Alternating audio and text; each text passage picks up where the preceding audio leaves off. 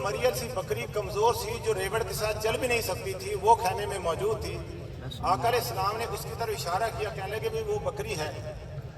तो वो कहने लगी अगर ये चलने के काबिल होती तो मेरे मियाँ इसे अपने साथ न ले जाते चराने के लिए, जो बकरियाँ ले गए वहाँ पे।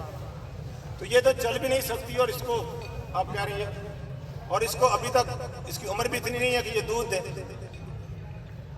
तो आप सल्लल्लाहु अलैहि वसल्लम ने कहा अगर इजाज़त हो तो उसका दूध निकालें। तो हैरान हुई, कहने लगे हाँ निकाल लो। मरियम सी बकरी दस्ते मुबारक फिरा, अल्लाह ने बकरी में ऐसी जान डाली कि उसके थन दूध से भर गए।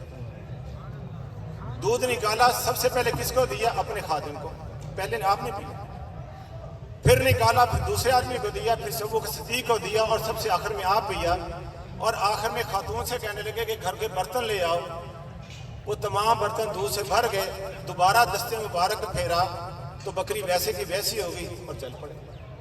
उसके शौहर वापस आए तो कहने लगे भी बर्तन लेके आओ, दूध निकालते बकरियों को। कहने लगे बर्तन तो पहले भरे हो दूध के। तो कहने लगे किसका दूध है? कहने लगे इस बकरी का।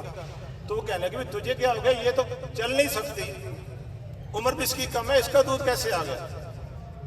तो उसने कहा जा रजुल, वो जो उसने अदबी अंदाज में हुजूर का हुस्न मुबारक बयान किया और जो आप सल्लल्लाहु अलैहि वसल्लम की और लुकिंग को बयान किया, तमाम दुनिया के अदीब उसका किसी और जुबान में तर्जुमा करने से, लफ्जी तर्जुमा करने से आजिज़। तो उसके शौहर कहने लगे सफी ही ली, जरा उसका सिफतें तो बयान करो, बयान तो करो वो कौन था। तो 4 अल्फाज बयान किए, हसीन, जमील, वसीम, फसीम। अब लफ्जी तर्जुमा चारों का यही है हुस्न, लेकिन इनमें बड़ा फर्क है कि जमील ऐसा हुस्न जो पैदाइशी तौर पर हो, और हसीन ऐसा हुस्न जो आंख को देखने में लगे, हाँ हकीकत में हो या ना हो। जैसे माँ को अपने बच्चे हसीन लगते हैं, हकीकत में हो या ना हो। और वसीम हुस्न का एक पहलू ऐसा भी होता है कि सिर्फ चेहरा हसीन, आंखें हसीन नहीं, वसीम कसीम, कि जिस पहलू से देखे हसीन ही हसीन है। हाथों में अल्लाह ने हुस्न रखा, आंखों में हुस्न, माथे में हुस्न, कानों में हुस्न, कद काठ में हुस्न, पाँव में भी हुस्न, हर जगह हुस्न। फिर एक ऐसी खूबसूरती हुस्न ऐसा होता है कि जिसको देखने से दिल भर जाए, ज्यादा सा देखने दिल न करे। लेकिन वसीम ऐसा हुस्न जिसको जितना देखते जाए प्यास बढ़ती जाए, प्यास खत्म ही ना हो।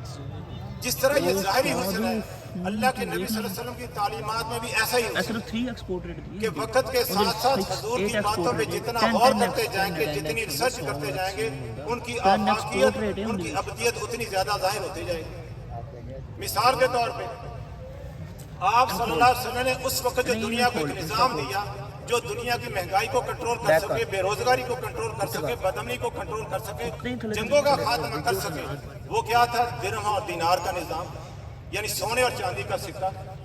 चलो ये जो पेपर करेंसी है, इसमें जो जुमला लिखा आता है कि हामिल हज़रत को मुताबिक अदा करेगा। हज़रत आदम अलैहिस्सलाम से लेके अब तक ये दुनिया का सबसे बड़ा फ्रॉड और झूठ और